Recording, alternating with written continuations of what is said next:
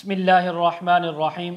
ख्वाब में मेहंदी देखना, ख्वाब में मेहंदी लगाना, ख्वाब में किसी को मेहंदी लगाते हुए देखना, इसी तरह इसके मुताल्लिक़ जितनी भी ताबीरें हैं, तमाम ताबीरें आज इस वीडियो में बयान होंगी। वीडियो को आपने मुकम्मल देखना है, हमारे चैनल को सब्सक्राइब करना है।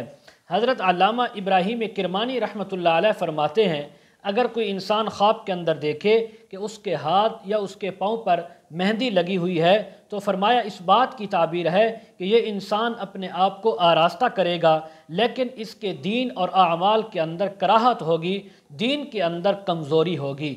अगर ख्वाब के अंदर औरत देखे कि उसने अपने आप को मेहंदी लगाई है या अपने हाथ पाँव पर मेहंदी लगी हुई देखी है, तो फरमाया उसका अपने आप को आरास्ता करना और अल्लाह की तरफ से भी उसको हुस्न व जमाल मिलने की ताबीर है और उसको माली फ़ायदा भी पहुँचने की ताबीर है।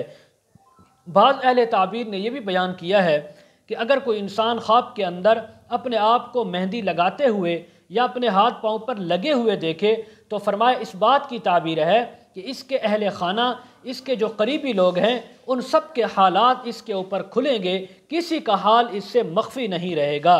अगर कोई ऐसा आदमी ये ख्वाब देखे कि जिसके पास कोई अपना इसका करीबी इंसान है, वो ख्वाब के अंदर इसने उसको ख्वाब के अंदर देखा कि उसने अपने हाथों पर या पाँव पर मेहंदी लगाई हुई है, लेकिन वो मेहंदी लगाना नहीं चाहता, तो फरमाया इस बात की ताबीर है कि इस इंसान को गम, अंदोह और तकलीफ़ लाहिक होगी, लेकिन अल्लाह तबारक व तआला बहुत जल्द उससे इसको निजात अता फरमाएंगे। हज़रत जाफ़र सादिक रहमहुल्लाह ताला फरमाते हैं, अगर कोई इंसान ख्वाब के अंदर अपने आप को मेहंदी लगाते हुए या लगे हुए देखे, तो फरमाया इसकी तीन ताबीरें हो सकती हैं। नंबर एक, अपनों की आरैश और अपने आप को आरास्ता करना। नंबर दो, अहले बैत के हालात और उनके सतर का ज़ाहिर होना। नंबर तीन, अपने आप पर या लोगों पर गम, अंदोह और तकलीफ़ का आना।